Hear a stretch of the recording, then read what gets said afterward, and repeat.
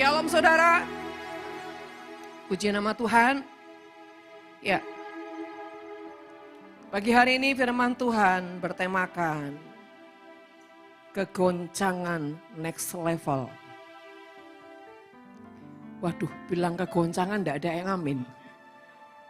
Udah ngeri dengar kegoncangan. Padahal mau enggak mau hidup ini setiap hari harus digoncang saudara. Yang belum digoncang coba angkat tangan.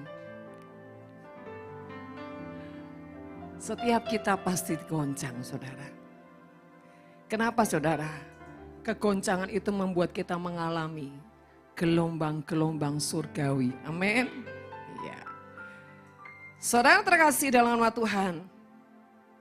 Seringkali orang tidak menyukai yang namanya kegoncangan. Kenapa saudara? Karena kegoncangan seringkali membuat orang kaget. Betul nggak saudara? Iya. Tapi sejujurnya, kalau tidak ada kegoncangan, manusia tidak akan pernah bisa bangkit dari ketidurannya, bangkit daripada kematian rohnya. Saudara terkasih, siapakah orang yang mengalami kegoncangan saudara? Orang-orang yang mencari Tuhan. Enggak ada yang setuju di sini saudara. Kok kayaknya dengar kegoncangan tuh ngeri gitu ya saudara. Yuk. Bilang sama jiwamu. Berdamailah dengan kegoncangan Tuhan. Bilang dari hatimu. Paling dalam. Jangan cuma mulutmu. Bilang dari hatimu yang paling dalam. Sampai sweet gitu saudara. Kegoncangan Tuhan membuat aku damai sejahtera. Amin. Kalau kegoncangan karena Tuhan itu rahasia next level. Tapi kalau kegoncangan karena daging membuat engkau binasa. Nah saudara terkasih, kalau kita selama ini bilang next level, wah semua rasanya semangat. Padahal lupa di balik next level itu ada goncangan. Saudara, mari kita semakin hari semakin belajar bertumbuh menjadi orang-orang yang dewasa. Hanya orang yang dewasa yang punya kesiapan mental dan seluruh tubuh jiwa dan roh. Karena anak kecil nggak akan pernah punya kesadaran saudara. Hanya orang-orang dewasa yang selalu punya kesadaran. Dan dewasa bukan ditentukan dari usia.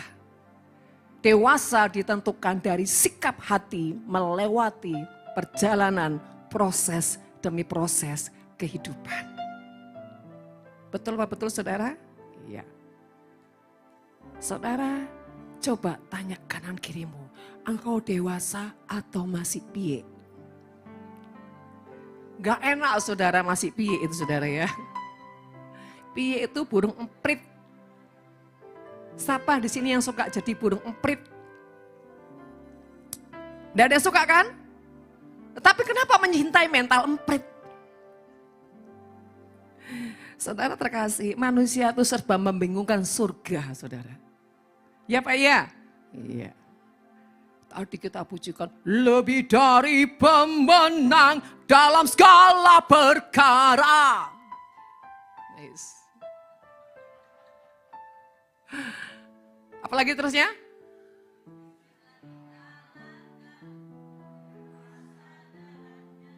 Sadar nggak itu? Hah? Masa? Iblislah dikalahkan oleh kuasa darahnya. Jadi apapun jangan gentar. Terus selanjutnya, bila Allah di pihak kita.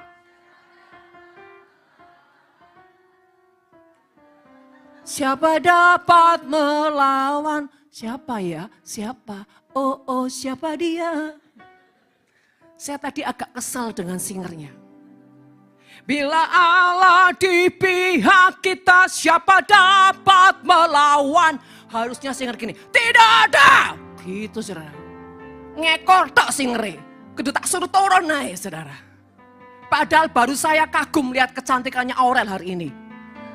Tapi begitu ngeheng, kudu suruh turun saudara. Cantik tok enggak cukup, kalau apa? Hatinya enggak connect. Nah, tumben-tumben dia rapi cantik hari ini saudara. Biasa yang bludus. Karena hari ini ada pertobatan seluruh kaum wanita. Sampai ada ibu-ibu yang pakai baju Kartini. Coba itu Bu Christine. Udah kayak nggak sabar nunggu April saudara. Beri kemuliaan bagi Tuhan. Iya. Bapak-bapak bangga kalau ibumu suami istri Anda pakai rok? Hah? Wah mantap katanya. Karena apa? Kenapa bapak-bapak bangga? Karena aku nggak punya saingan lagi untuk jadi orang strong. Strongnya dalam tanda kutip saudara. Biasa ibu ngejak ongkol terus bu. Kalau sekarang kan lemah lembut. Tapi jangan cuma roknya tok. Papa. Tapi begitu masuk parkiran. Ayo papa cepetan. Ingat ini loh rok ini loh ya. Membuat engkau punya keterbatasan untuk mengong. Iya tahu saudara. Oleh pakai celana kan langkah 1000 langkah. Suami baru 1 langkah. Istri sudah 1000 langkah. Tidak sabar kecuali Jamie. Jamie kalau jalan ke tentara pasukan dahsyat saudara ya. Oke mari kita masuk ke firman Tuhan. Lukas 8 ayat 22. Oke saya menyapa dulu yang di online. Shalom yang di online. Semangat. Udah pakai rok yang wanita? Kalau belum cepat ganti ya. Oke saudara. Ya Lukas 8 ayat 22 sampai 25. Ya. Demikian firman Tuhan. Lukas 8 ayat 22 sampai dengan 25. Ya. Pada suatu hari Yesus naik ke dalam perahu dengan murid-muridnya. Dan ia berkata kepada mereka, marilah kita bertolak ke seberang danau. Lalu bertolaklah mereka dan seketika mereka sedang berlayar, Yesus tertidur. Sekonyong-konyong turunlah taufan ke danau sehingga perahu itu kemasukan air dan mereka berada dalam bahaya. Maka datanglah murid-muridnya membangunkan dia katanya, Guru, Guru, kita binasa. Ia pun bangun lalu menghardik angin dan air yang mengamuk itu. Dan angin dan air itu pun reda dan danau itu menjadi teduh. 25. Lalu katanya kepada mereka, di manakah kepercayaanmu? Maka takutlah mereka dan heran. Lalu berkata seorang kepada yang lain, siapakah gerangan orang ini? Sehingga ia memberi perintah kepada angin dan air dan mereka taat kepadanya. Saudara yang terkasih dalam nama Tuhan, saya tanya, yang ngajak saudara, murid-murid ini saudara, ke seberang. Siapa saudara? Ya, yang ngajak murid-murid ini bertolak ke seberang adalah Yesus. Namun saudara, kenyataannya Yesus tertidur. Dalam hidup saudara, yang sering ngajak, ayo taat. Siapa? Siapa? Kok di sini semua kok gak jelas gini ya? Masih jelasan sekolah minggu, Tuhan gitu. Ini semua kok dia membisu takut jebakan. Katanya mau goncangan. Saudara yuk, ini sepertinya mental-mental perlu disembuhkan. Nanti kita terapi ya, oke. Aduh. Saudara siapa yang mengajak murid-muridnya? Siapa juga yang tidur? Kau yang mengajak, kau yang menghancurkan, kau yang mengajak, kau tak bertanggung jawab. Seringkali jiwamu berkata seperti itu. Tuhan, kau kan yang memerintah, kau yang nyuruh, tapi mana buktinya? Sampai dunia katakan, di mana Allahmu? Kenyataannya setiap kali kita mulai taat, mulai sungguh-sungguh dengan Tuhan, kenyataannya tidak sesuai dengan, tidak sesuai dengan ekspektasi. Saudara, Yesus yang suruh, Yesus yang perintah, Yesus juga yang tidur. Kalau dulu Bu Christine belum bertobat, mungkin dia akan lipat ininya saudara. Maksudnya apa Yesus iki ya? Maksudnya apa? Tapi sekarang dia sudah jinak-jinak merpati. Saudara terkasih, kenapa Yesus mengajak murid-muridnya untuk bertolak ke seberang? Pertama, Tuhan itu selalu Tuhan yang punya tujuan. Dan saudara, biasanya Tuhan itu mengajaknya saudara malam atau siang. Selalu malam. Kalau yang horor-horor, goncangan-goncangan itu malam. Apa malam saudara? Di saat sepertinya sudah keadaan itu enggak ada harapan. Di saat kondisi sepertinya enggak ada pertolongan. Bahkan semua sepertinya menjauh dari kita. Karena dikira kita ada kusta.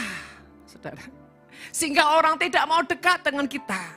Saya tanya sama saudara. Setiap kali kita mengalami yang namanya diproses Tuhan, ada enggak orang yang mau dekat-dekat sama kita, saudara? Iya. Kenapa tidak ada, saudara? Takut. Sebetulnya bukan orang yang takut sama kita. Tuhan yang sengaja gini.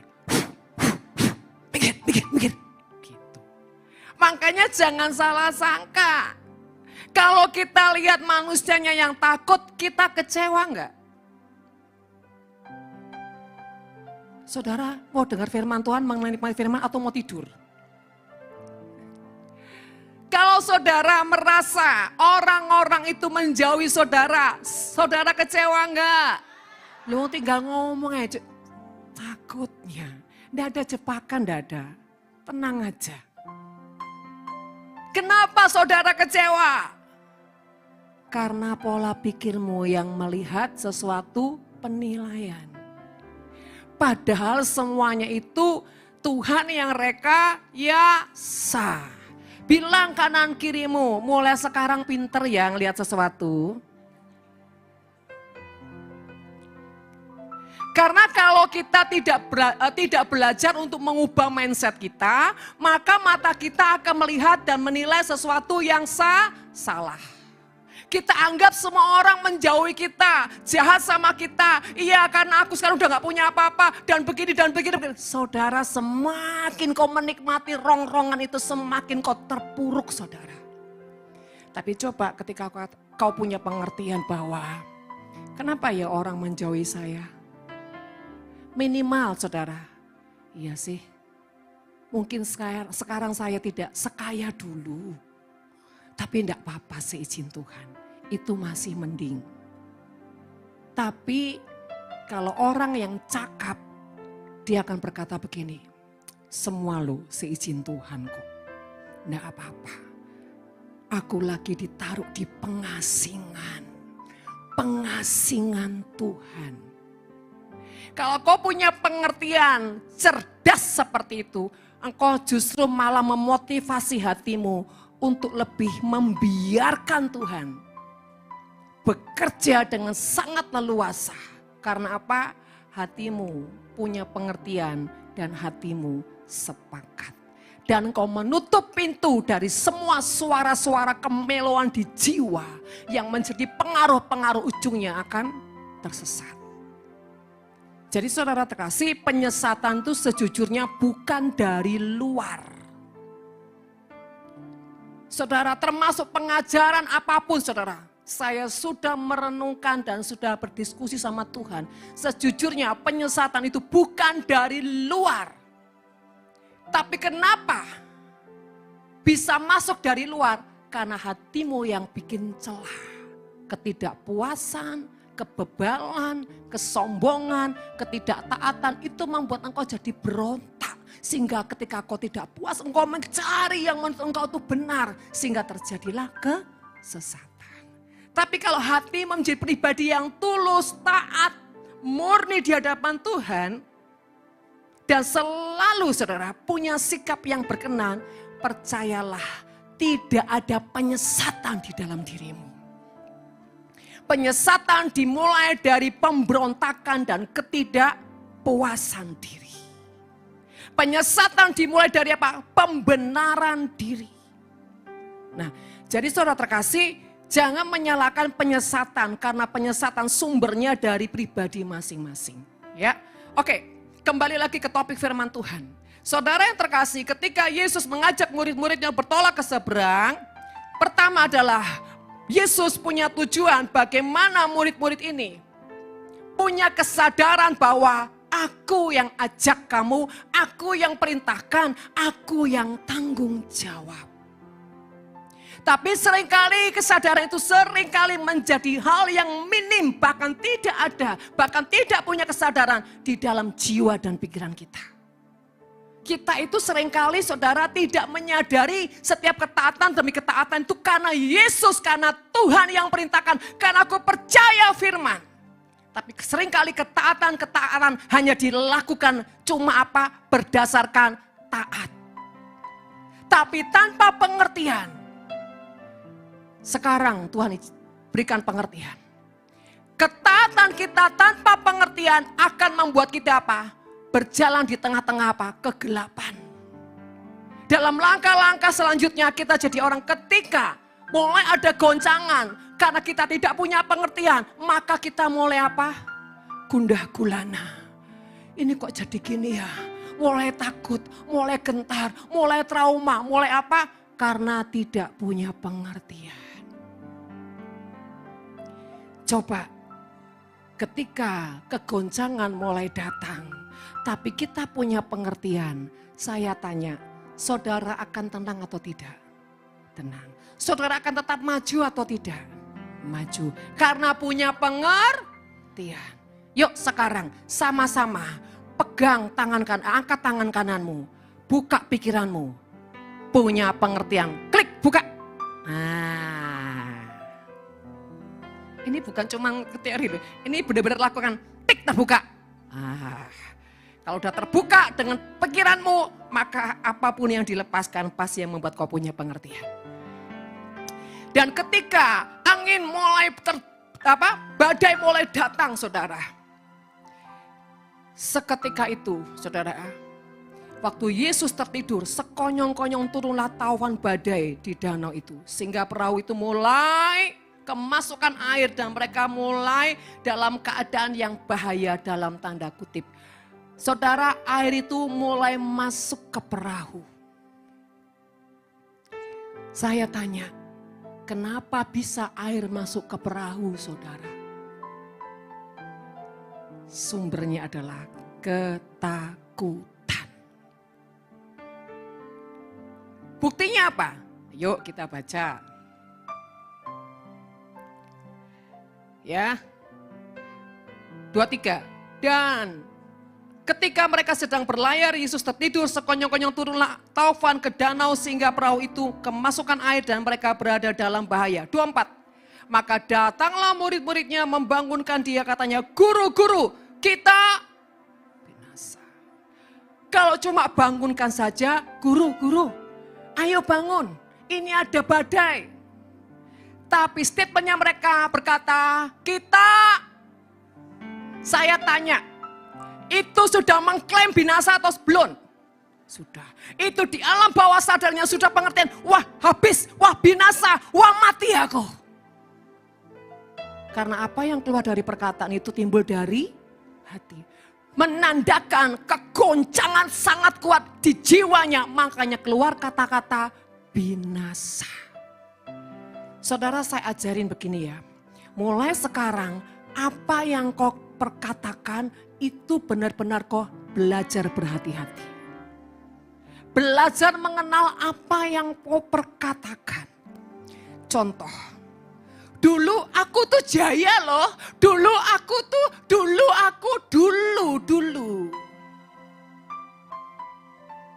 Kalau misalkan lagunya gini, aku yang dulu bukan aku yang sekarang. Beda saudara. Tapi kalau selalu membanggakan dulu dan dulu. Saya ini pernah ngalamin gini. Tanpa saya sadar, saya selalu menggemakan gini. Dulu ya, Nafiri itu luar biasa. Kami ini nyembah 5-7 jam gak berasa. Bahkan seringkali nggak ada firman. Lah gimana mau ada firman? Baru nyembah dan bla bla bla. Dan semua sudah mengalami manifestasi. Dan nunggu mereka itu selesai kadang-kadang lama sekali. Sehingga mereka punya pengalaman-pengalaman pribadi dengan Tuhan. Dan satu kali ketika Roh Kudus menyadarkan saya. Kamu kok suka yang menggemakan dulu, dan dulu.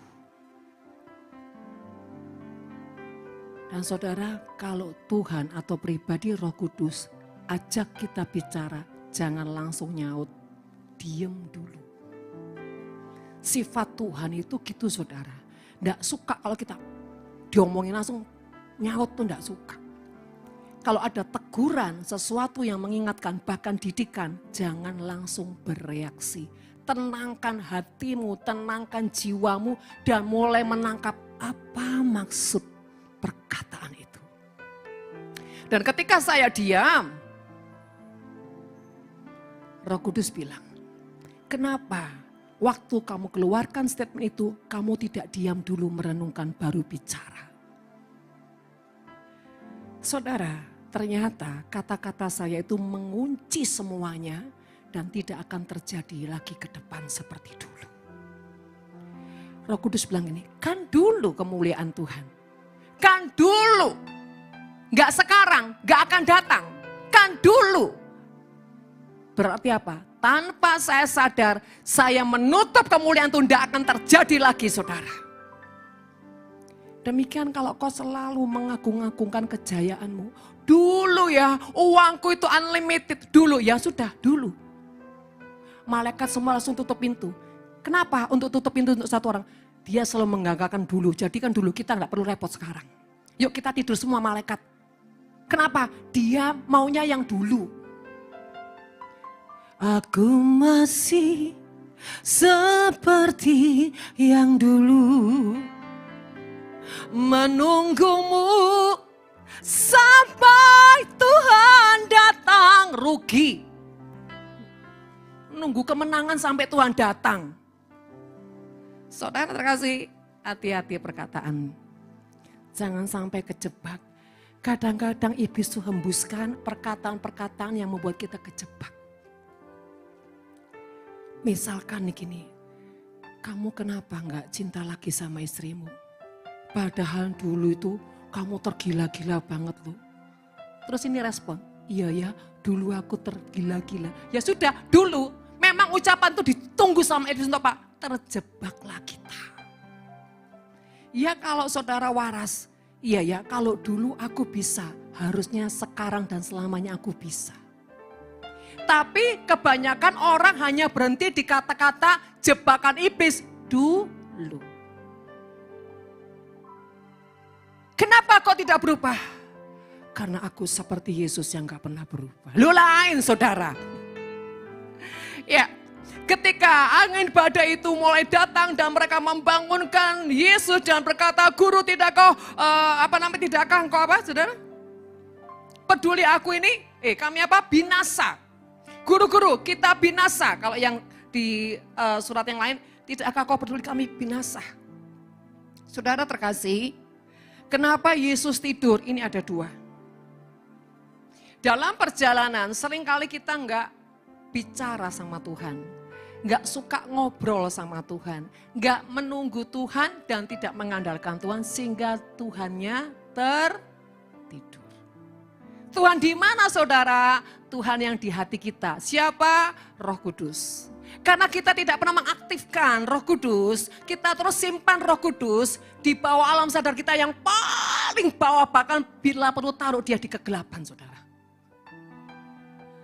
Karena kita tidak pernah memfungsikan Roh Kudus. Dan kita berjalan dengan kemauannya kita. Loh bukan saya sudah berdoa. Saya sudah datang kepada Tuhan sebelum matahari terbit Bu. Saya sudah mesbah. Masalahnya bukan perkara mesbah. Setelah mesbah itu yang paling penting. Apakah kau berjalan ikuti irama Tuhan? Apakah kau dengar-dengaran? Apakah kau mengandalkan Tuhan? Apakah kau mengikuti setiap perintah-perintah Tuhan? Nah ini yang perlu kita renungkan saudara. Bukan cuma mesbah habis itu kita liar. Karena kebanyakan orang cuma mesbahnya taat, bahkan berkata, Tuhan pimpin aku.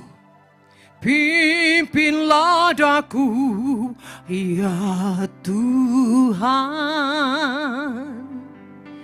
Di sepanjang jalan hidupku.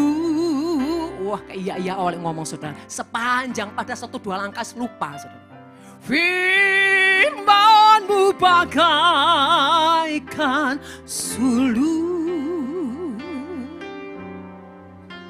agar ku tak sesat di jalan. Waduh, kayak iya. Oh, ini lebih romantis lagi.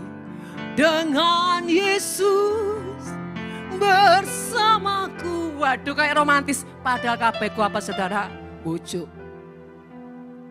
Kayak iya. Oh, Tuhan sekadung GR saudara. Sadung ternyata ketika keluar 1-2 langkah, 3 langkah.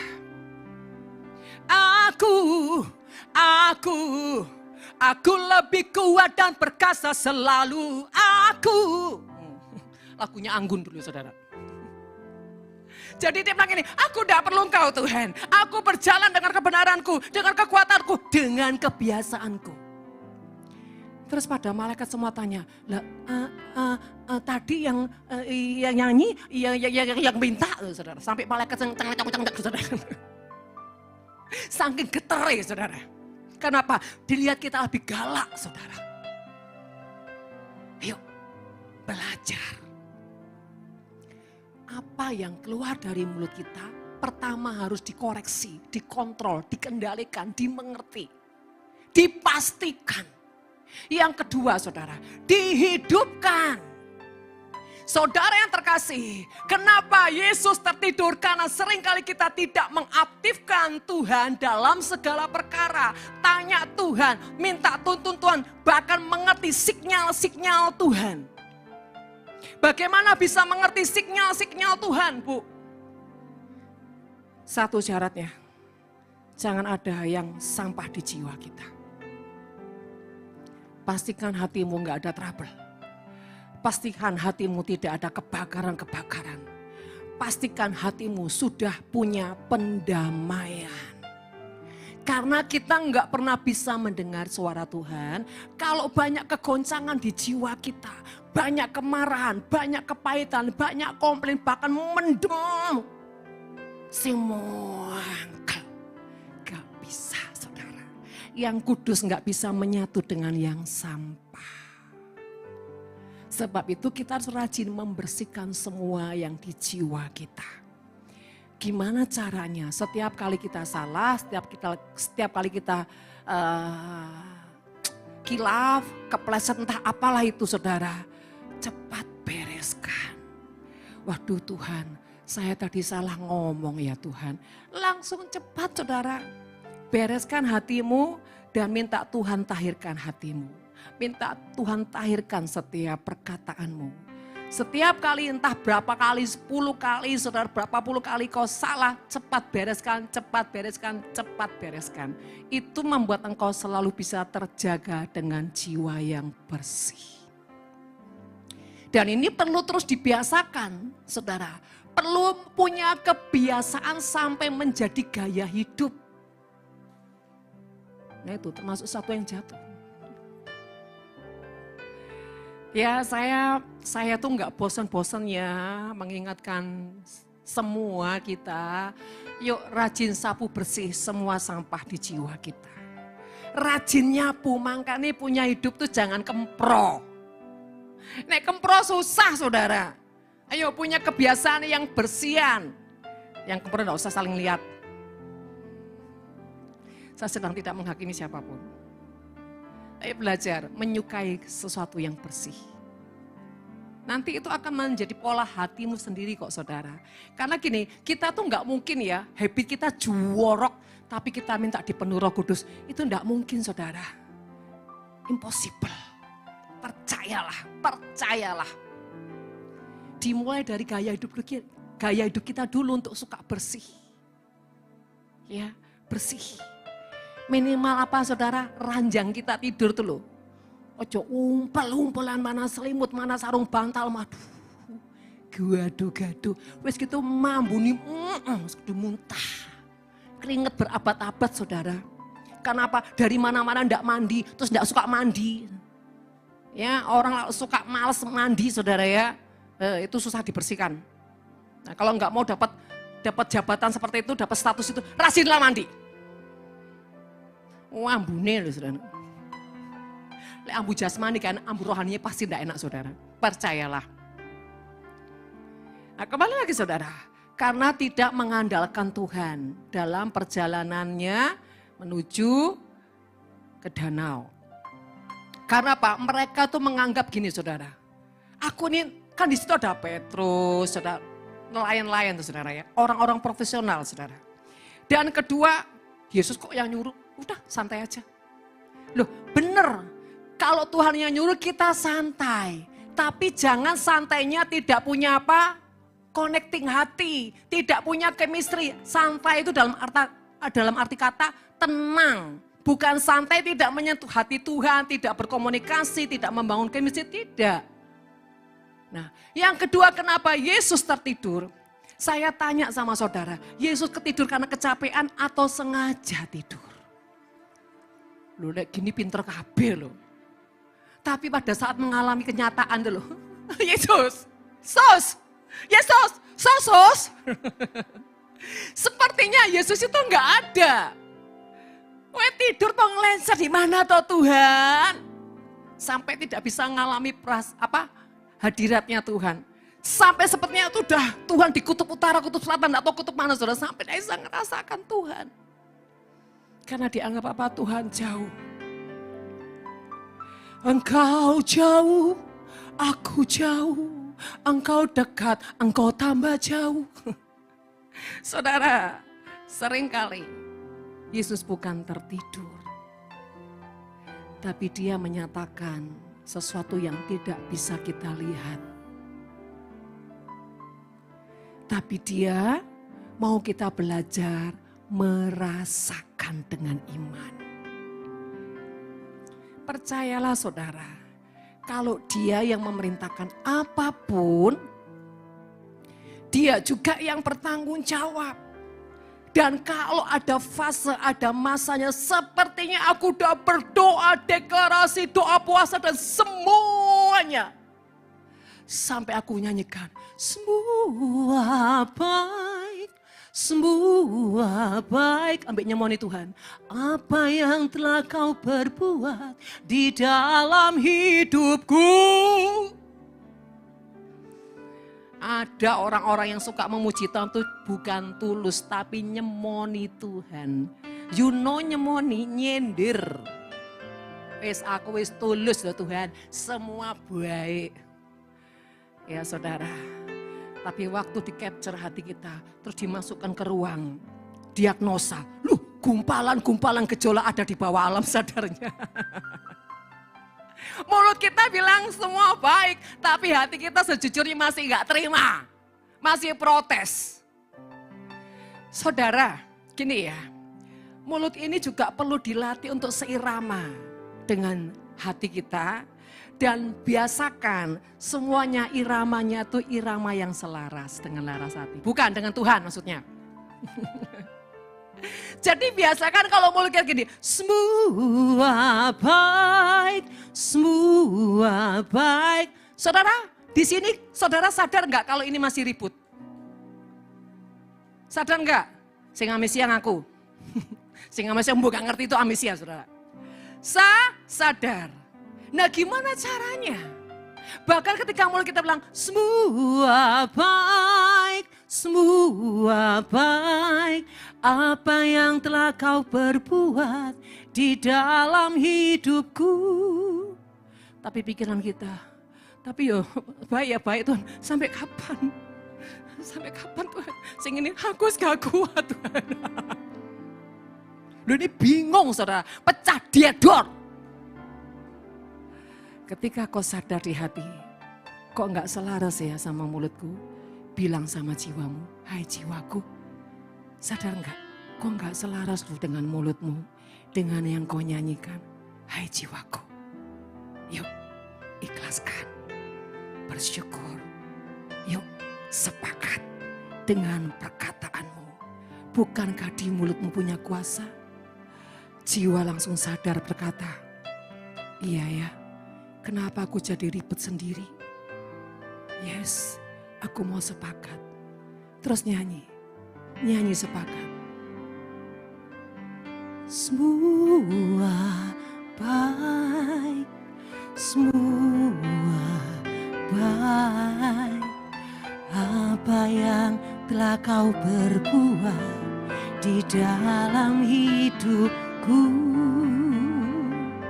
Ngerti gak perbedaannya? Kalau tadi di mulut bilang gini, semua baik, semua baik. Kalau di jiwa mulai ikut nyanyi, semua baik, semua baik.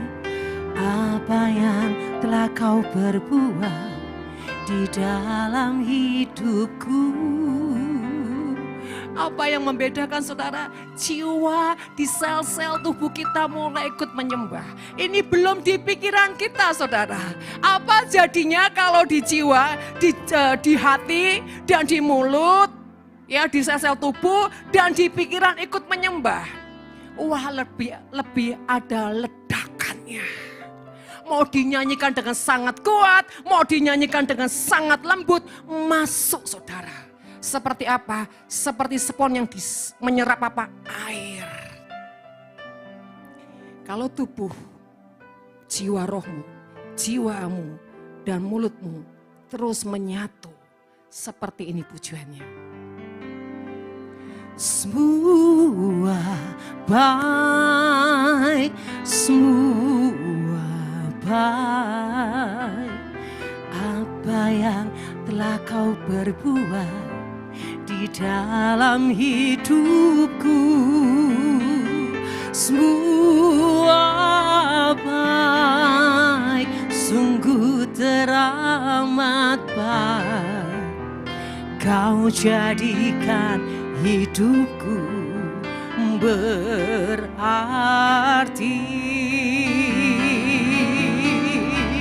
Semua baik, semua baik. Apa yang telah kau berbuat di dalam hidupku, semua baik, sungguh teramat baik. Kau jadikan hidupku berarti. Mana yang membedakan? Ada kehidupan sehingga seluruh panca indera semuanya seperti apa? Ikut menyanyi, sepakat, bahkan mengeluarkan simfoni-simfoni yang membawa kehidupan. Di alam pikiran kita mulai menciptakan, boleh melihat sebuah rekayasa, ada kuasa yang membuat kebaikan-kebaikan Tuhan. Sehingga apa? Ketika kita bisa melihat itu, kita tersenyum. Bahkan kadangkala kita menangis, bukan lagi menangis karena rengekan, tapi menangis karena terharu. Tuhan, terima kasih. Itu reaksi saudara. Kalau alam pikiran kita menyatu, ikut menyembah Tuhan, pasti seluruh organ yang ada di seluruh panca inderamu akan bereaksi. Entah itu matamu, entah itu apapun saudara, ikut menikmati, bahkan telingamu dengan sangat kuat menanti-nantikan, berjaga-jaga untuk apa? Menyambar semua yang ajaib. Dan dia berkata, yes. Saudara terkasih, ketika Tuhan membawa kita ke new season, ke jalan-jalan yang baru, pasti kita mengalami kegoncangan. Dan jangan pernah berharap kegoncangan tidak ada dan tidak perlu ditengking saudara. Saya tanya, Yesus tengking atau cuma dia perintahkan diam? Dia katakan diam. Diam. Jiwa kita itu penuh dengan gelombang, penuh dengan gejolak. Kalau kita bilang, jiwa diam, diam, tambah ngamuk saudara. apa? Dia tambah ambil surat saudara. Tapi kalau katakan, jiwaku tenang ya, tenang, sabar, ikhlas. Langsung dia apa? Iya. Seperti itu juga saudara, angin badai di jiwamu. Nggak usah ditengking, goncangan nggak usah ditengking saudara. Karena goncangan itu membuat engkau punya gelombang yang membuat engkau punya loncatan ke atas. Kalau nggak ada goncangan gimana naik ke atas? Kan ada lagunya Bu. Ku kan terbang tinggi di awan asik bersamamu dalam kemuliaan. Saudara, itu levelnya beda. Digoncang dulu baru terbang, setelah itu nyanyi. Ku kan terbang tinggi di awan asik bersamamu. Ini goncangannya udah beda. Ini goncangannya bukan Raja Wali, bukan burung emprit saudara, tapi Raja Wali. Raja Wali ketika mengalami badai, dia merengut, bersengut, ngomel apa? Menari dengan indah. Katakan, kau Raja Wali apa emprit? Kalau Raja Wali tidak ada muka-muka yang kusut, mau disetrika tidak ada. Kalau engkau ya, memang pada saat engkau ujian itu, saudara, wajah-wajah ujian itu pasti rada-rada sepaneng. Ya Pak ya? Tidak apa-apa, wajar. Tegang itu tidak apa-apa. Tapi yang apa-apa tuh gini. Nah itu tidak boleh. Muka kusut, kusem, lungset. Kalau lungset, datang ke blessing. Laundry. Nanti dicuci, disetrika. Saudara terkasih, kita tegang pada saat ujian itu wajar, tidak apa-apa. Tapi jangan tegang terus, nanti stroke. Tegang sesaat nggak apa-apa. Dan mulai punya kesadaran, oke. Ini kayaknya udah kayak dubun-ubun ya, berarti nggak wajar. Setiap kali kau mengalami kegoncangan dan terjadi kayak gejolak dan bla bla, bilang gini, wah ini ketokane wis ndak waras ini. Aduh, ketokane wis ndak waras, kesadaranku sudah hilang. Ayo ditata. Saudara, mulai tarik dirimu, cari tempat yang sunyi, cari tempat yang aman, yang sepi, tenangkan hatimu. Saya punya tempat-tempat yang dimana saya selalu menikmati. Kalau lagi gak enak, pertama, di kamar pribadi saya. Kedua, saya duduk di ruang tamu, di sofa, saya mulai tenangkan diri. Bukan di ruang doa. Saya kalau menenangkan diri bukan di ruang doa.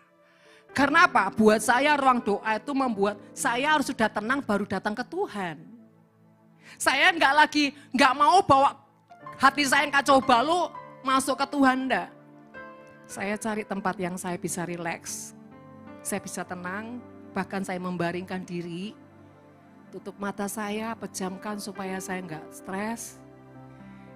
Setelah saya menenangkan pikiran saya menenangkan hati saya. Dan saya mulai mengevaluasi kenapa saya seperti ini. Saya harus cari akarnya. Kenapa ya tiba-tiba saya jadi kayak seperti ini? Harus dicari akarnya, jangan tiba-tiba sudah saya cari si akare. Sudah toai. Kalau saudara tidak mencari akar permasalahan tadi kenapa seperti itu ya nggak selesai. Dia bisa sembunyi saudara masalah itu. Jadi yang benar itu dicari akarnya kenapa tadi saya tiba-tiba kok begini begitu. Cari, tenangkan jiwamu, cari. Dan ketika ketemu, selesaikan, berdamai dengan jiwamu. Oh ini toh, makanya lain kali itu ya, jangan kesusu, jangan emosi. Saudara, ketika kita tahu akar permasalahan apa, kita bereskan di jiwa kita dan berdamai. Dan setelah itu, mulailah tersenyum sendiri. Gitu aja kok. jadi ribut tuh. Yuk, dewasa. Senyumlah. Tidak apa-apa orang lain bilang, gila apa senyum-senyum dia. Tidak masalah. Urusan kita sama Tuhan. Kalau ada orang-orang bilang seperti itu, kenapa kok senyum-senyum sendiri? Ini senyum di dalam hadirat Tuhan. Gitu loh, keren saudara. Loh iya toh. Terus kalau saudara ditanya, kenapa senyum? Iya, sorry izin. Loh saudara menyangka seperti Petrus nanti. Oh sudah dipulihkan kok disangkal. Bilang begini, iya aku senyum dalam hadirat Tuhan. Nanti yang dengar tuh penasaran. Iya tak, hadirat Tuhan bisa buat senyum. Coba aku ajar, kan gitu saudara. Ya, gitu loh. Ya, setiap kali kau senyum sendiri, biar aja memata memandang dengan penuh curiga, nggak masalah. Kalau dia penasaran, biar dia bilang sama saudara, kenapa kau senyum? Aku senyum dalam hadirat Tuhan. Lama-lama kalau saudara bisa menguasai diri dan jadi menang, saudara tuh nggak perlu orang lain untuk kesembuhan dirimu sendiri. Karena roh yang di dalammu lebih besar. Kau nggak perlu bergantung dengan hamba Tuhan. Doakan. Sekarang zaman doakan. Wis pinter dewek. Wis gak ada titip doa. Titip pakai sini boleh. Gak ada lagi titip doa saudara ya. Belajar mandiri. Saya tantang buat saudara. Nanti kita praktek. Waduh ketakutan sekarang enggak. Jangan takut. Karena gini saudara, belajar membedaya apa yang ada di dalammu dan kenali apa itu. Supaya dia tidak memperbudak terus di dalam jiwamu saudara. Ya kita ini adalah seperti yang kita pujikan. Kita lebih dari pemenang. Ojo nyanyi tok, pikirkan gimana jadi pemenang kan gitu. Makanya waktu nyanyi, waktu pujian, mikir. Iya Tuhan, aku bolak-balik babak belur terus. Gimana sih Tuhan? Supaya jadi lebih dari pemenang. Saya tanya, beda enggak menang dan lebih dari pemenang? Mana lebih bagus? Mana kau senang? Mosok. Kalau lebih dari pemenang, ada sesuatu yang ditarik, dihancurkan, diremukkan. Tantangan berat. Kenapa? Volumemu mintanya lebih. Gak ada yang namanya lebih. Masalahnya Bu, ikan teri. Loh, mana ada hukum seperti itu? Ikannya pasti kakap. Pasti Goliat. Yang secara manusia engkau gak bisa selesaikan. Tapi bagianmu adalah apa? Mau sepakat dengan Tuhan. Cukup. Orang yang mau sepakat dengan Tuhan itu melakukan. Nah saudara terkasih, ketika perahu itu digoncang, Yesus hanya menguji siapa orang yang tahan, siapa yang dewasa, siapa yang bocil, siapa yang baper. Dia lihat di situ saudara. Jadi ketika kita digoncang, sejujurnya yang ketiga, Tuhan sedang melihat indikasi di dalam kita ini. Jadi orang yang sudah teruji atau belum. Baru remaja atau sudah dewasa. Bu, aku masih batita. Masih balita. Saudara, yuk belajar jadi orang cerdas, mengukur, menakar diri sendiri. Ketika ada masalah, lihat dirimu, apa reaksinya. Kalau tiba-tiba seperti gelombang tsunami, dia kayak mercon saudara. Iyalah bayi. Owe, gitu saudara. Setelah itu saudara, batita atau balita dulu ya?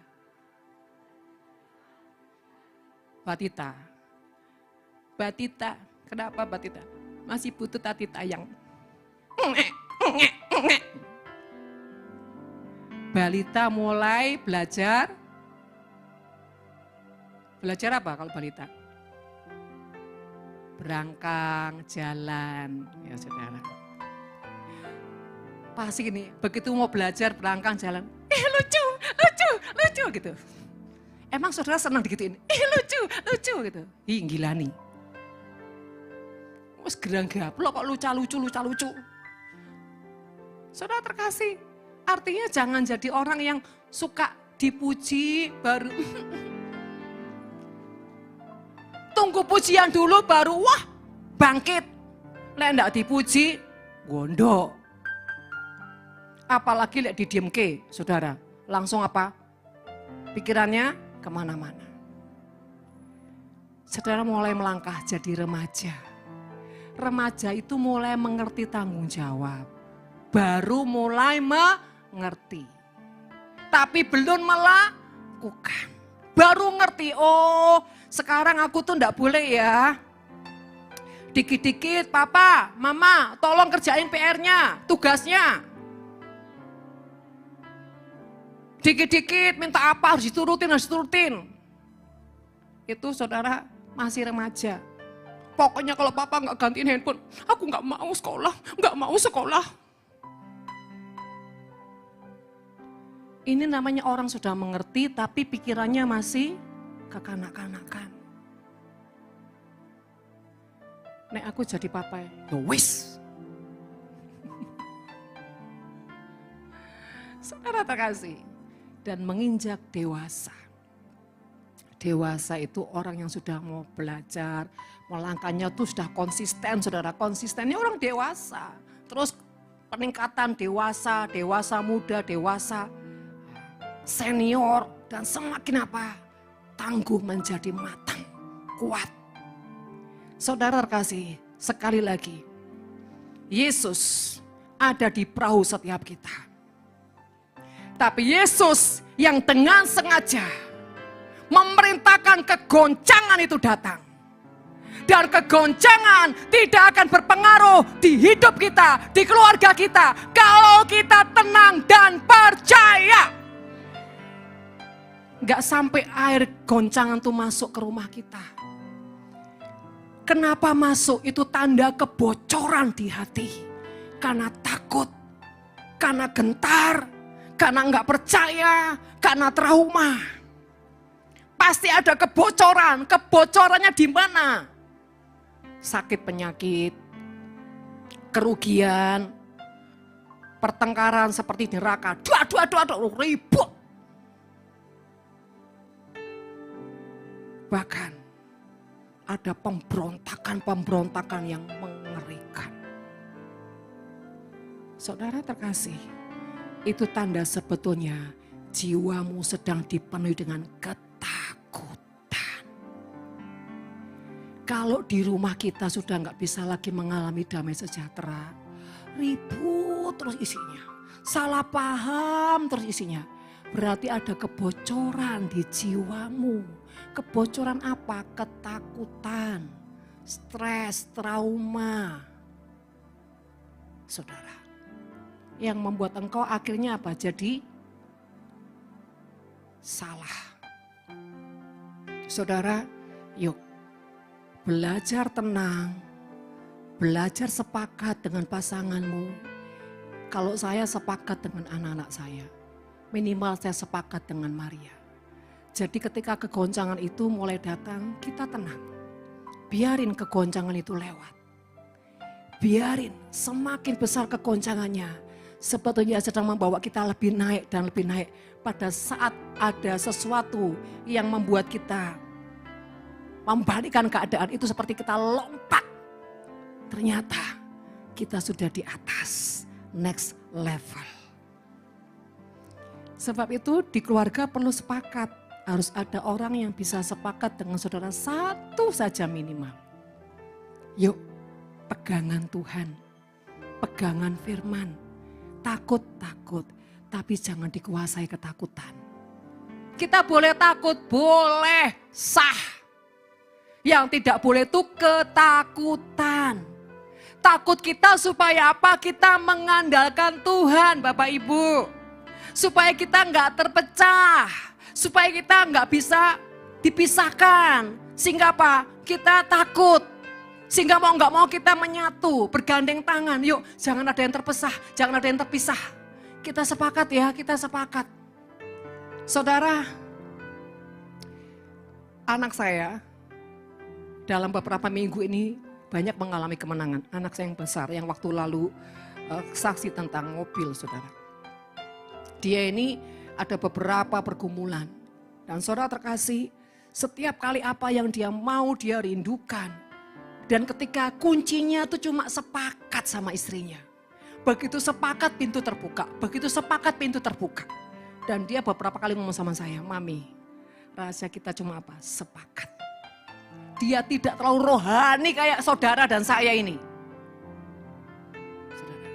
Tidak yang ngeroh sampai nggak nginjek tanah, saudara. Artinya dia punya hal-hal yang profetik nggak terlalu banyak mengerti.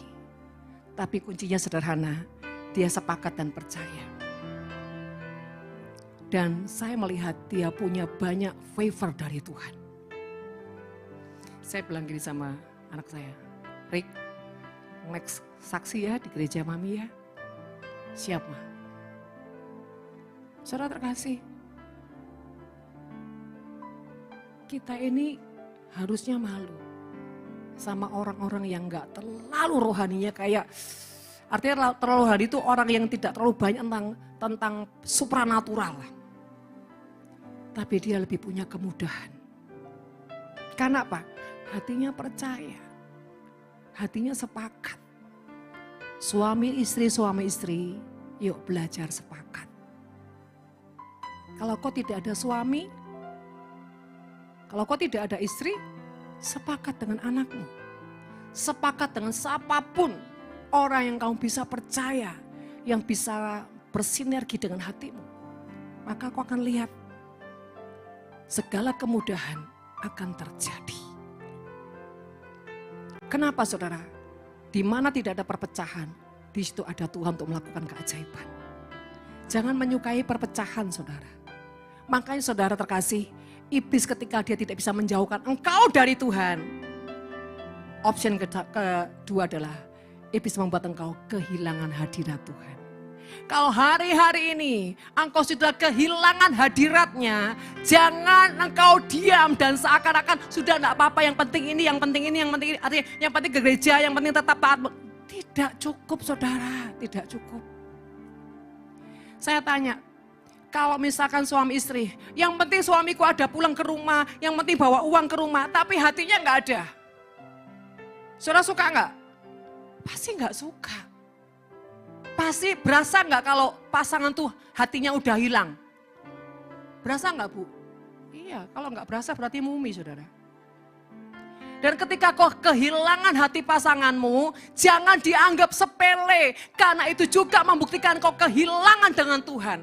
Sehebatnya engkau melakukan supranatural apapun, tanpa kau punya hati yang bergaul, bahkan sampai mengalami chemistry dengan pasanganmu, itu tandanya kau kehilangan dengan Tuhan. 100%.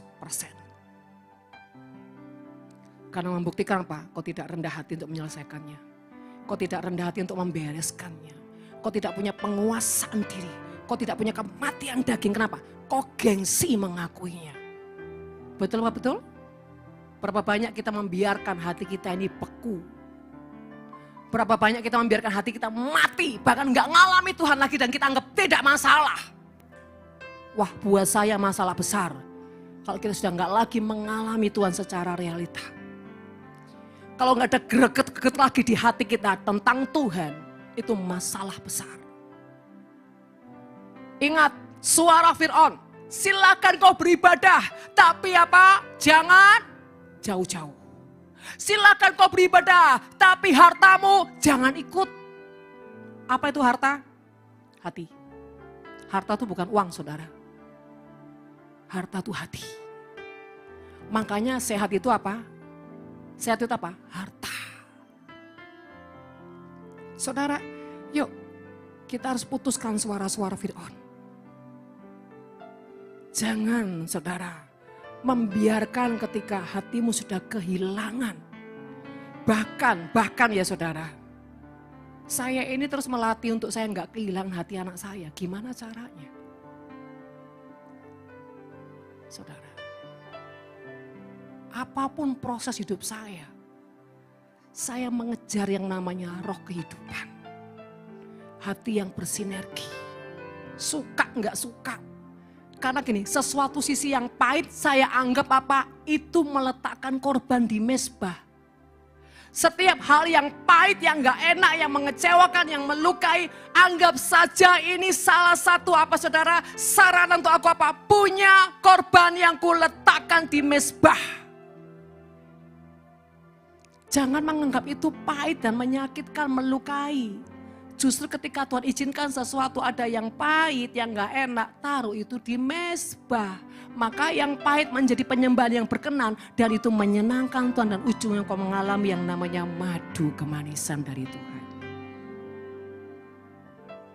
Sebetulnya saudara ya, jadi anak Tuhan itu sebetulnya semakin kau dilukai, sebetulnya itu cara Tuhan, rekayasa Tuhan untuk menggantikan kepahitan itu menjadi kemanisan. Kalau kau mengerti cara bagaimana memfungsikan apa yang ada padamu dan kau meletakkan di mezbah Tuhan dan itu menjadi kemanisan. Dan cara bagaimana meletakkan? Hatimu harus ikhlas, hatimu harus tulus, melakukannya dengan pengertian bahkan air matamu menjadi air yang seizin Tuhan, engkau seka kaki Tuhan. Wow. Jadi apapun yang dirancangkan Tuhan lewat semua yang pahit, sebetulnya menjadi kesempatan untuk kau meletakkan mezbah di hadapan Tuhan. Disitulah membuat engkau tidak punya celah-celah untuk dihembusi pada sang penipu. Dengan mengatakan, kenapa ya penderitaanmu tidak selesai? Kenapa ya kamu tuh kok terus seperti ini? Yang kedua, apakah manusia selalu bisa terus konsisten saudara kesadarannya? Kadang-kadang Tuhan izinkan tidak. Kadang-kadang manusia juga ada ngehengnya. Di saat titik terendah jiwanya sudah mulai letih. Sehingga apa? Terjadi sebuah keeroran. Sehingga apa? Pahit. Dia rasakan. Dia marah.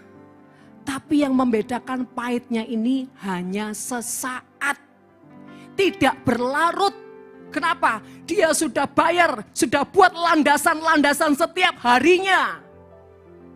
Setiap harinya sudah bikin landasan-landasan kebenaran, ketulusan, kemurnian, kehambaan dan cintai didikan. Tapi ada satu kali, ada satu fase dia menjadi lemah. Kenapa? Tuhan izinkan. Supaya apa? Mengingatkan dia bahwa tidak ada yang bisa kau sombongkan nak ketika kau bisa. Kan saya beberapa waktu saksi. Gimana saya di titik yang paling rendah. Keletihan di jiwa buat saya error. Itu mengingatkan saya saja bahwa tidak ada yang bisa kau banggakan dalam hidup ini. Kalau kau bisa, semua karena anugerahnya diberikannya pada kita. Semua anugerahnya bagi kita bila kita dipakainya. Sehingga kalau kita melihat menemukan orang-orang yang sudah dalam kejatuhan bahkan terbelenggu, mulut kita nggak akan sanggup berkata gitu aja nggak bisa, nggak akan mengeluarkan statement itu karena kita sudah tahu. Kita nggak akan bisa mengeluarkan statement kesombongan seperti itu. Dulu banget saya pernah. Kamu ini ya terus saja begini, gini aja nggak bisa. Lumayan lama saudara, bayar mungkin lebih dari 5 tahun saya gara-gara ngomong yang kayak gitu. Gitu aja nggak bisa. Tuhan bilang ini, oh gitu aja nggak bisa ya. Sesuatu sudah seperti dicabut dalam diri saya. Ada sesuatu selaput yang dicabut dalam, sehingga saya mengalami sebuah kebutaan rohani. dalam kurun waktu cukup lama pada saat itu. Dan itu menyiksa banget. Kayak orang blok, saudara. Salah lagi, jatuh lagi. Seperti itu. Dan Tuhan bilang gini, gimana rasanya? Minta ampun gak cukup saudara. Saudara saya kasih tahu ya, semakin engkau di next level kerohanianmu, semakin kau punya tanggung jawab besar. Kenapa? Ya ibaratnya gunung, semakin tinggi semakin mengkerucut saudara. Semakin kau punya kesensitifan dengan Tuhan, semakin kau harus menjaga kekudusan. Itu sudah memang otomatis. Gak bisa kita main-main saudara. Disitulah makanya kita jadi orang yang terus belajar mencintai didikan Tuhan, mencintai kehambaan. Itu kunci membuat kita aman saudara. Supaya kita gak sombong. Jadi Bapak Ibu Saudara terkasih, mari. Bagaimana kita bisa menang atas kegoncangan? Pertama, mulai biasakan, ajak Tuhan bicara, hidupkan Roh Kudus yang di dalammu, belajar ngomong, sharing, curhat sama Roh Kudus, bahkan sharing sama jiwamu sendiri. Bereskan, ikhlaskan apapun yang membuat engkau pahit, sakit, marah, belajar ikhlaskan. Yang kedua saudara, tadi minta dalam pimpinan Roh Kudus. Yang kedua kesadaran akan Tuhan. Saya ini kan taat karena Tuhan toh, ya udahlah. Kalau sampai Tuhan izinkan ini saya lewati, memang Dia sudah siapkan. Untuk saya harus melewati, bukan saya menghindari. Masalah bukan untuk dihindari, tapi dilewati. Masalah bukan untuk diduduki senantiasa, hanya lewat. Saudara, menduduki dan lewat beda enggak? Lewat itu sesaat. Dan kau bisa melewati ketika apa? Sikap hatimu menyenangkan Tuhan. Menyenangkan Tuhan. Kalau sikap hatimu menyenangkan, gerbang itu dengan kemudahan akan terjadi, terbuka senantiasa. Tapi kalau hatimu rewel, hatimu berberber, susah saudara. Itu enggak akan terbuka, engkau akan stuck di situ. Sampai kau membereskan hati, baru ada kekuatan untuk kau melangkah. Kenapa ada kekuatan? Ketika kau membereskan hati, di situ engkau sepakat, maka pintu akan terbuka. Pintu kekuatan, pintu damai sejahtera, pintu pengertian. Pintu apa lagi saudara? Kemudahan dan jaminan. Mari saudara, hari-hari ini terus periksa hatimu. Menjadi orang-orang yang cerdas. Orang yang punya telinga suka mendengar didikan, suka mendengar teguran. Sesakit apapun biarkan. Biar jiwaku dikoyakkan, digoncangkan. Kalau itu Tuhan, silahkan Tuhan. Silahkan. Maka kegoncangan itu tidak akan membuat air badai itu masuk ke dalam hatimu. Yang ada adalah air sungai Roh Kudus. Ketenangan. Bukan masuk dari luar, tapi dari dalam keluar. Air yang dalam kita itu, yang kita terima bukan dari luar masuk, tetapi dari dalam keluar. Air damai sejahtera Tuhan, sungai-sungainya Tuhan, air terjunnya Tuhan yang dimana ketika kita masih digoncang, tiba-tiba tetap di rumah kita, di keluarga kita ada damai sejahtera. Bukan ada ketakutan. Dan sepertinya gak ada masalah. Karena semua tenang, semua teduh. Tapi kalau gelombang, keributan, kegoncangan, perpecahan, oh saudara. Nah itu perlu dibereskan. Sampai di sini saudara paham? Ya, ingat ada kegoncangan next level. Ya, yang ketiga, sepakat dengan siapapun. Dengan siapapun yang bisa kau sepakat. Kadang-kadang istri juga enggak nyaman sama suaminya. Lebih nyaman dengan anaknya mungkin. Karena mungkin kerohaniannya enggak balance, itu bisa terjadi. Tapi tidak boleh menghakimi loh ya. Wes aku gambe papa gak jelas. Gak boleh gitu saudara, menghakimi. Apapun yang keluar dari mulutmu penghakiman, itu apa? Membacklist perjanjian. Gak boleh. Bilang gini, Pah, kita memang pasangan, tapi tak kerjakan dulu mbak anakku ya Pak. Nanti Papa belajar, Papa bisa kok. Istri yang bijak akan seperti itu saudara. Gak gini, goblok kamari-mari. Bukan gitu saudara. Gak nyambung aja, salah. Pak, lihaten kalau kita sepakat. Bila perlu saudara berani menyatakan kebenaran, mendeklarasikan. Pak, lihat ya, kalau aku ini sepakat mbak anakmu, nanti Papa lihat hasilnya ya apa. Dan begitu menang, jangan gini, makanya belajar, jangan gitu. Makanya Pak, ayo Pak, kita ini kan suami istri Pak. Kita ini punya perjanjian satu loh Pak. Di pernikahan, betapa kita satu dan satu lagi Tuhan. Dahsyat loh Pak.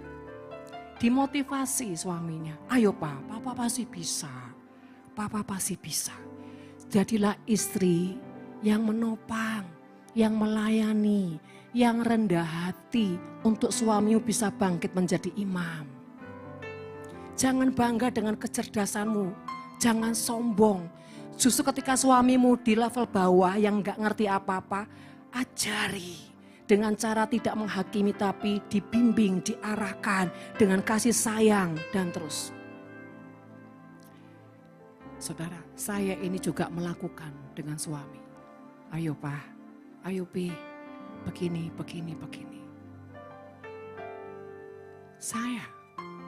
Karena saya tahu suami saya nggak ngerti banyak. Tapi saya tahu ini cara Tuhan untuk saya punya hati hamba. Jadi nggak usah GR, nggak usah sok-sokan.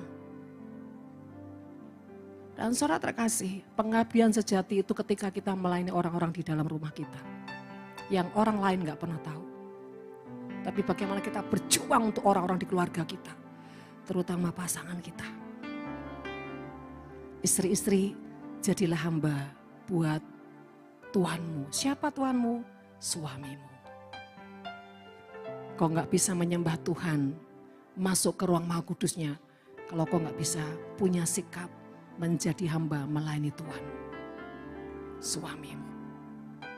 Karena suamimu tempat pelatihan engkau dengan Tuhan. Demikian juga suami. Engkau gak akan pernah bisa menyembah sebagai imam, gembala. Kalau kau gak bisa merangkul istrimu, menjadi sepadan di hatimu, menjadi satu di hatimu, engkau juga gak akan layak di hadapan Tuhan. Amin. Ya, karena ini waktunya terbatas banget kayaknya ya.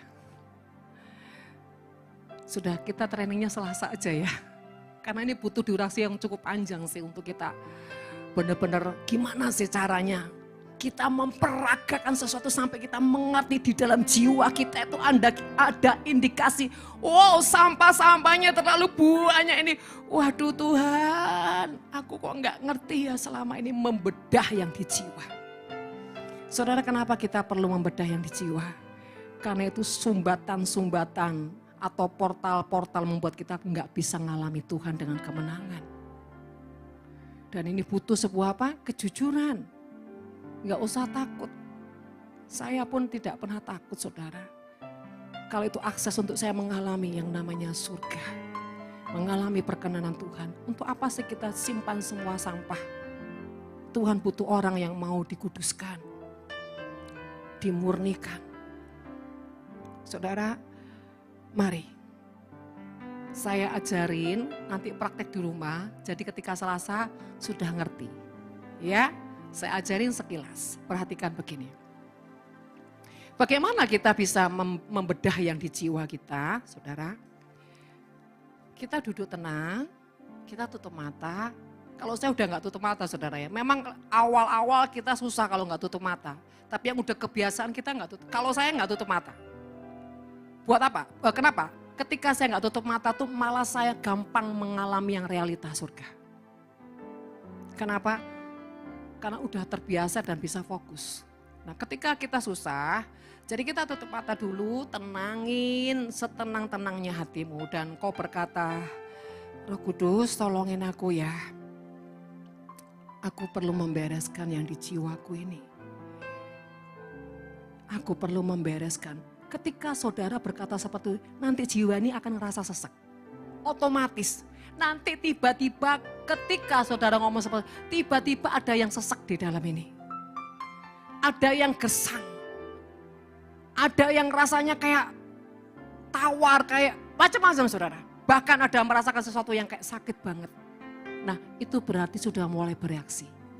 Ingat ya, nadamu harus lembut. Karena kau bicara sama jiwamu. Jiwa ini kalau banyak terluka nggak bisa dikasar saudara. Yang kedua ada Roh Kudus.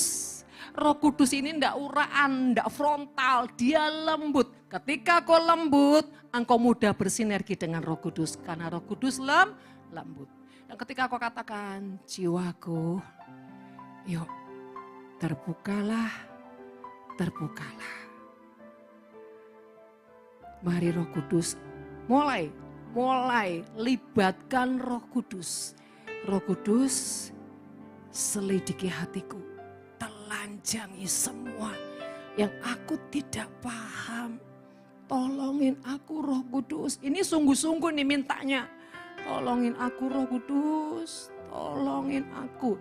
Ketika mulai ngomong seperti ini, hati, pikiran menyatu. Mengatakan, tolongi aku Roh Kudus. Selanjutnya, ketika kau tenang, nanti mulai muncul nih. Kau sakit hati dengan siapa? Kau marah dengan siapa? Ketika itu muncul, biasanya munculnya satu-satu saudara. Kalau itu kepahitan, kau bilang gini, oh ini yang bikin kita sakit ya. Ini yang membuat kita terluka ya. Kau perintahkan pada jiwamu dengan suara yang lembut. Jiwaku, ampuni ya. Ampuni dia. Lepaskan pengampunan.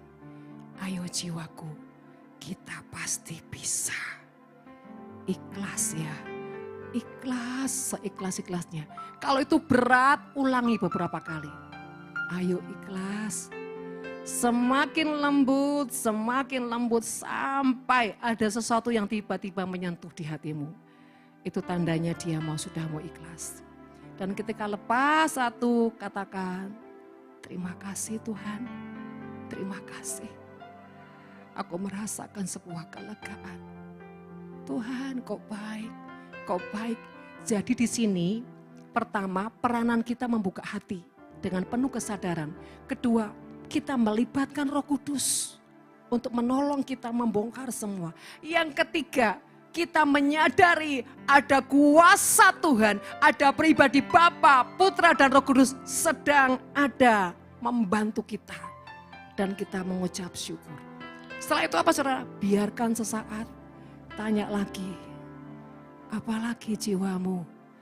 Apalagi jiwaku yang membuat engkau terluka? Tolong Tuhan, tenang sesaat, tenang sampai kau merasakan tenang. Nanti keluar lagi dan seterusnya.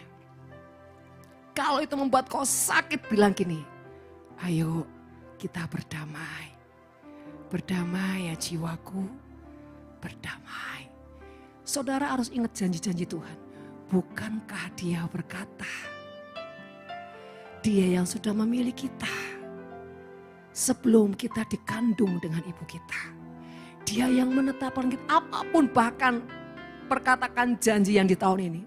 Bukankah Tuhan berkata dia akan melakukan jauh lebih besar dari yang kita bisa doakan dan pikirkan. Mari jiwaku, pegang firman Tuhan dan janjinya. Kita pasti bisa. Suara itu harus mengalir dari hatimu yang paling dalam. Dengan lembut. Itu caranya. Tenang dan sampai kau mengalami benar-benar dari Tuhan. Ya, jangan terburu-buru. Hai jiwaku, belum tenang kok jiwaku. Masih jauh. Tenang, sabar. Sampai kau merasakan ada sesuatu ketenangan di hatimu, baru mulailah. Buka hatimu dan mulai yang kedua libatkan Roh Kudus. Ya, setelah melibatkan Roh Kudus, interaktif untuk berdamai, untuk pengampunan, untuk bersyukur, untuk pengikhlasan. Selanjutnya mengucap syukur dengan Tuhan. Dan mengucap syukur jangan sekali. beberapa kali mungkin. Terima kasih Tuhan, terima kasih. Sampai kau ngomong terima kasih itu ada satu ledakan di hatimu. Ya, seperti itu. Praktekkan ya Bapak Ibu. Paham sampai di sini? Ya, harus dengan suara yang lembut dan jujur sama diri sendiri. Ya, mungkin Ngomo bisa bantu dengan kesaksian kemarin waktu di Menara, supaya punya pengertian atau imajinasi yang lebih kuat.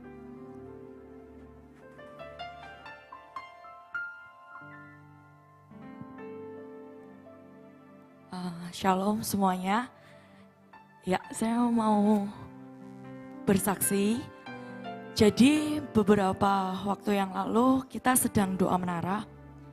Dan pagi-pagi itu sekitar 4:30 pagi saya nyampe di rumah Mami. Terus Mami bilang gini, Mami tanya, "Ngoh, gimana? Apa sudah dilakukan yang sudah diajarkan?" Yang mengimajinasikan supaya rumah saya laku kejual gitu. Saya bilang sudah Mami, tapi ya gitu masih belum bisa yang gimana-gimana. Terus Mami tanya lagi, coba waktu kamu mengimajinasikannya apa yang ada di hatimu gitu. Dan hari itu saya sadar, saya bilang sama Mami, saya takut Mami, saya ada rasa takut, saya ada rasa khawatir hari itu. Karena apa? Saya sedang berpikir kalau selesai rumahnya dijual, terus saya mau ngapain gitu kan. Masih ada rasa takut dan khawatir, yang artinya saya belum percaya bahwa Tuhan bisa berjalan di depan saya. Tapi hari itu waktu kita nyembah, kita doa, baru pujian pertama, tiba-tiba saya melihat ada seseorang perempuan, dia tuh duduk sambil yang menutup matanya ke bawah gitu, sambil pegang kakinya gitu. Dan saya tahu itu saya bilang, loh kamu kenapa? Saya tanya kepada jiwa saya itu. Sorry, sekat. Itu di suasana yang gelap ya, nah, coba ditambahkan itu. Jadi saya lihat itu dia tuh benar-benar gelap banget. Terus dia duduk di tempat itu dengan semua yang gelap. Sepertinya gak ada harapan atau gimana gitu. Pokoknya mencekam tempat itu. Dan saya lihat dia dan saya berkata, loh kamu kenapa? Saya bilang gitu. Terus dia gak ngelihat saya tanya lagi ke jiwa saya itu, kamu kenapa? Baru dia pelan-pelan menolehkan mukanya. Dan saya melihat di raut wajah itu ada satu ketakutan, ada satu kemarahan, ada satu kekhawatiran yang benar-benar mengikat di jiwa saya itu. Dan saya mulai berkata sama jiwa saya, kamu gak apa-apa kan? Gak kenapa-napa, percaya sama Tuhan. Jadi kayak ngobrol sama jiwa saya. Baru saya mulai mengulurkan tangan saya ke jiwa itu. Dan saat saya mulai berdamai dengan jiwa saya ulurkan tangan, terus dia ulurkan tangan juga dan dia mulai berdiri. Dan saya peluk, saya benar-benar peluk di situ. Dan saya berkata, aku mengasihi engkau. Aku berdamai dengan engkau. Tapi di situ juga saya lihat, loh kok ada yang lain di sana. Saya tanya Tuhan, bukankah saya sudah memeluk diri saya dan berdamai dengan dia? Tapi di situ masih tertinggal lagi. Dan saya mulai bertanya lagi, kamu kenapa? Kenapa kamu masih ada di sana? Dan dia tetap diam di sana. Dan tiba-tiba suara Tuhan, ada satu cahaya. Dan suara Tuhan bilang ke saya, sertakan aku, sertakan aku. Dan di situ saya berkata, Tuhan, aku menyertakan engkau dalam hidupku. Aku mengundang engkau dalam hidupku. Dan di situ saya berkata, Tuhan aku mau sekali lagi berjalan dengan engkau. Dan saya mulai ulurkan tangan saya lagi ke bagian diri saya yang lain itu. Dan di situ Tuhan tiba-tiba kayak menunjukkan diri saya dan ada suara berkata, inner childmu nak. Inner child yang artinya masa kecilmu, jiwamu di masa kecil. Dan hari itu tiba-tiba Tuhan tunjukkan semua dari saya waktu kecil. Dari baru lahir, terus saya TK, SD, SMP, SMA. dan semua perjalanan itu. Ternyata ada satu luka di mana ada sebuah kemarahan sama Tuhan. Ada semua kemarahan yang berkata, di mana engkau? Kenapa engkau gak menyertai aku sejak kecil? Dan di situ Tuhan bilang, nah, aku selalu ada di sana. Aku selalu ada di masa kecilmu. Aku menuntun engkau dari masa ke masa. Mungkin hari itu kita gak lihat, tapi Tuhan berkata, aku bersama dan berserta engkau. Dan di situ saya mulai memulihkan, saya mulai memeluk diri saya satu demi satu bersama Tuhan. Jadi saya Tuhan, dan kita memeluk setiap jiwa saya itu, dari jiwa saya waktu SMP, waktu SMA, dan saya berdamai dengan semuanya. Dan detik itu saya merasakan ada sebuah kelegaan, ada sebuah gairah, ada sebuah kekuatan yang bangkit sekali lagi. Dan firman Tuhan berkata, kejadianku dahsyat dan ajaib. Thank you, Tuhan Yesus memberkati. Ya, puji Tuhan. Saudara perhatikan, di suasana gelap, itulah tanda di bawah alam sadar kita. Kuburan-kuburan, semua yang melukai, semua yang dikuasai dengan roh jahat. Yang kedua, ketika si Lestari melihat, dia cerita, awalnya dia nggak tahu kalau itu dia. Dia pikir ini gadis kecil siapa. Begitu dia mukanya noleh, baru tahu, oh itu tentang dirinya. Ya, itu gini, seringkali kita nggak sadar. Masa lalu yang menyakitkan. Dan kita anggap itu selesai. Ternyata nggak selesai. Dan berjalan waktu kita mulai bertumbuh dan bertumbuh. Ya. Sehingga apa? Kita nggak kenal dulu kita yang terluka kayak apa. Tapi ketika ada masalah, ketika ada gesekan, itu muncul lagi dan muncul lagi. Ya. Dan yang ketiga, setelah dia melakukan dengan kekuatannya, kok masih tertinggal ya? Itu pertanda tanpa Tuhan kita nggak bisa menyelesaikan. Kalau orang dunia membereskan jiwanya dengan kemampuannya sendiri. Tapi kalau kita anak Tuhan, ada bagian kita, ada bagian Tuhan. Ya, artinya tetap kita membereskan perlu kuasa Tuhan.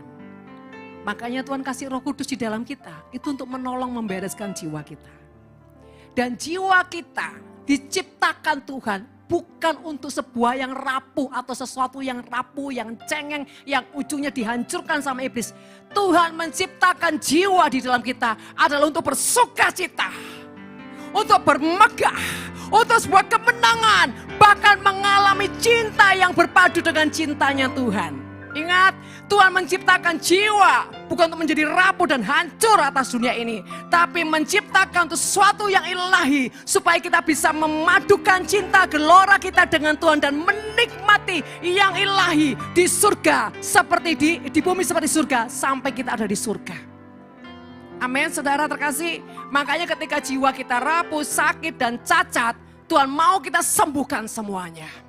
Begitu kita sembuh, maka manusia-manusia roh yang dari Tuhan otomatis bangkit dan berkemenangan. Amin, saudara terkasih. Sebab itu, mari saudara praktekkan di rumah masing-masing. Dan yang terlebih di atas semuanya itu harus suka membereskan pengampunan dengan satu dengan yang lain, terutama di dalam keluarga. Ya, karena tanpa pemberesan di dalam keluarga, apapun yang kita lakukan itu semua sia-sia. Amin.